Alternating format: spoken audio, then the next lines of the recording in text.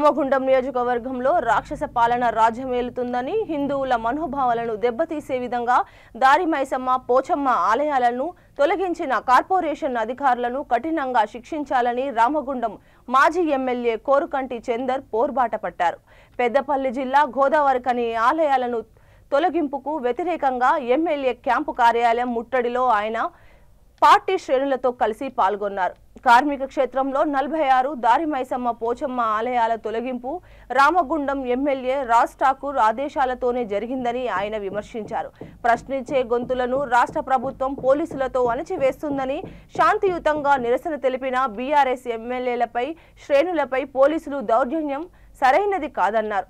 కాంగ్రెస్ ప్రభుత్వంపై వ్యతిరేకతను ప్రజలు సరైన సమయంలో తగిన గుణపాఠం చెబుతారని కోరికంటి అన్నారు.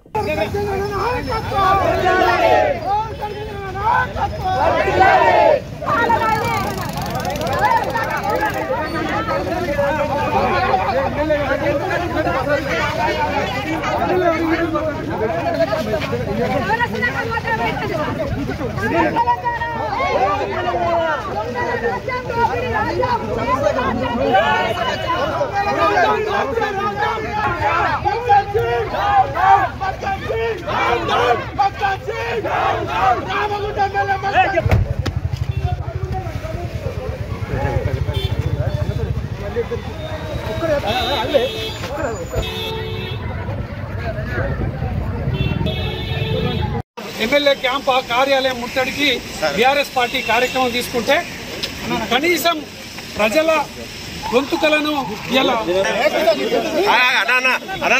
సముదాయాన్ని సింగరేణి కట్టేటువంటి చిరు వ్యాపారస్తులకు అప్పగించాలి. అదేవిధంగా మైసమ్మ గుళ్ళకు కట్టినటువంటి కూలగొట్టినటువంటి వాళ్లకు శిక్ష విధించాలని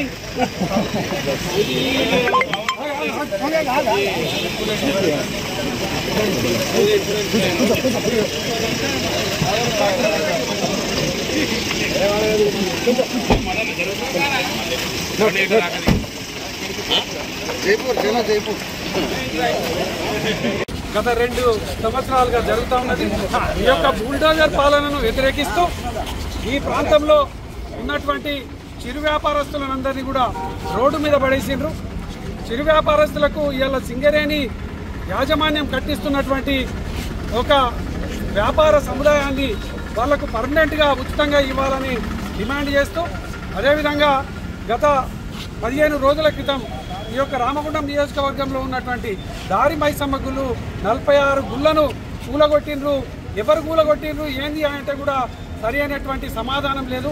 దీనికి రామగుండం ఎమ్మెల్యే రాజ్ ఠాకూర్ మక్కన్ సింగ్ బాధ్యత వహించాలి.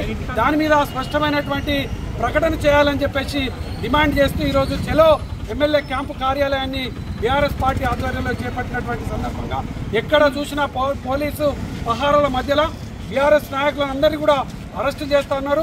ఇది పేరుకే ప్రజాపాలన. పోలీసులతోని కేసులు పెట్టించి భయపెట్టించి ఈ యొక్క ప్రశ్నించేటువంటి గొంతుకలను ఇబ్బంది పెడితే తస్మత్ జాగ్రత్త. మీకు ప్రత్యేకంగా ఈ సందర్భంగా హెచ్చరిక చేస్తున్నాం. మీకు తగిన బుద్ధి గుణపాఠం ప్రజల నుండి తప్పకుండా మీరు తగిన మూల్యం చెల్లించుకోక తప్పదని హెచ్చరిక చేస్తా ఉన్నాం.